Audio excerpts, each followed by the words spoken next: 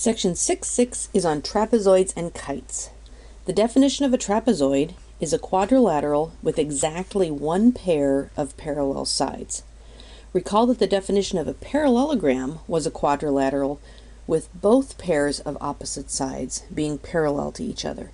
For it to be a trapezoid, only one pair is parallel.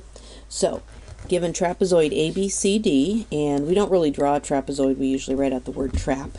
We know that AB is parallel to DC, and AD is not parallel to BC. We call AB and CD the bases. Those are the two parallel sides, and then AD and BC are the legs. A and B are a pair of base angles, and C and D are a pair of base angles. Those are basically the angles that are on either side of the parallel lines. An isosceles trapezoid is a trapezoid that has congruent legs. So given trapezoid ABCD, if AD is congruent to BC, it's an isosceles trapezoid.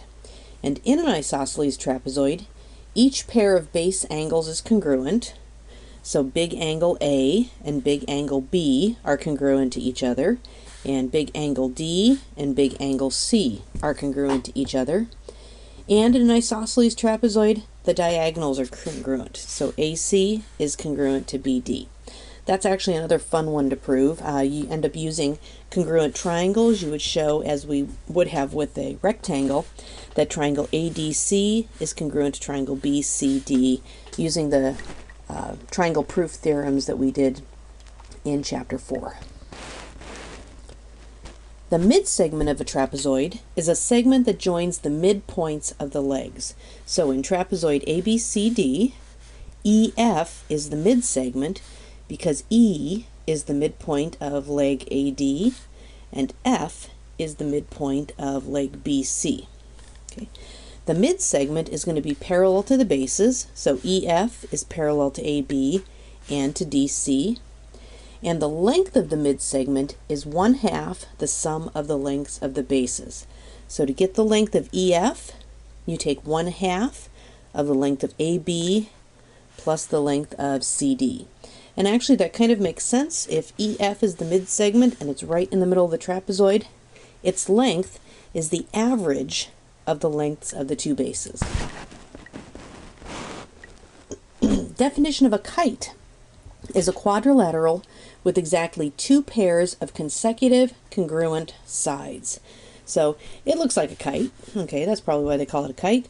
But AB is congruent to AD. So that's a pair of consecutive sides that are congruent to each other. And BC is congruent to DC. That's another pair of congruent sides that are next to each other, consecutive congruent sides. In a kite, the diagonals are perpendicular to each other. AC is perpendicular to BD, and one pair of opposite angles is congruent. So in this case, I'll go ahead and mark these here. Angle ABC is congruent to angle ADC. And these are the two angles that are formed by the non-congruent adjacent sides. Angle ABC is formed by AB and BC, which are not congruent to each other. Angle ADC is formed by side AD and side DC, which are not congruent to each other. So here's several examples. Given trapezoid ABCD and it is isosceles, if the length of BE is 3.6 and the length of ED is 6.7, find the length of AC. So BE is part of a diagonal and ED is the other part of that diagonal, and AC is the other diagonal. So I know that BD is equal to AC because in an isosceles trapezoid, the diagonals are congruent to each other. I also know, just looking at the picture, that BD is equal to BE plus ED. There's our old friend segment addition postulate. BD is made up of BE plus ED. So BD equals AC, which is going to equal 3.6 plus 6.7, or that adds up to 10.3. So the length of AC is 10.3 units. Example number 2. If the measure of angle BAD is 130, I'm going to go ahead and mark that. Makes it a little easier to see. That angle is 130 degrees. Then find the measure of angle ADC. ADC, so that would be this angle right here. Okay? Well, because the top and bottom lines are parallel to each other, AB is parallel to DC, then these are consecutive interior angles, and those are going to be supplementary. So the measure of angle BAD plus the measure of angle ADC is going to equal 180. So if this is 130, oops, I'll call that X,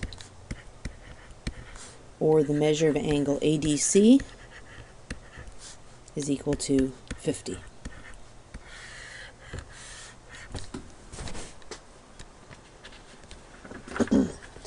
If EF is a midsegment of trapezoid ABCD, find the length of DC. So if EF is a midsegment, remember we had the formula, the length of the midsegment is 1/2 of the sum of the lengths of the two bases. Okay, so 23 is equal to 1/2 of 18 plus, just to make this a little easier, I think I'll call that X, what I'm looking for. Okay, so instead of distributing that 1/2, I'm actually going to multiply both sides by 2 to get rid of that 1/2. And remember, when I do that, well, this is going to turn into a 46. This 1/2 and this 2 will cancel each other out. It doesn't touch the 18 plus X.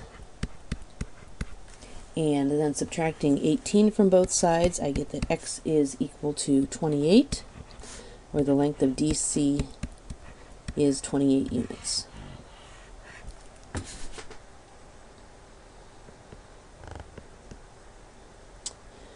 And here we have quadrilateral ABCD, and we are told that it is a kite. So, if the measure of angle BCD is 38, I'm going to go ahead and mark that, BCD, so that's this large angle here, is 38, and angle BAD is 50, find the measure of angle ABC. So then what is this one right here? Okay, well, I know that it's going to be congruent to this one down here because those are the opposite angles that are congruent to each other because they're formed by the non-congruent sides. I also know that this is a quadrilateral, and I know that the sum of the interior angles of a quadrilateral is 360 degrees. So I can say 38 plus 50 plus, I can call this X. Let's call those two angles X. And I have two of them. 2X equals 360. Or subtracting from both sides and solving for X, I have that X equals 136. So the measure of angle ABC is 136. Okay.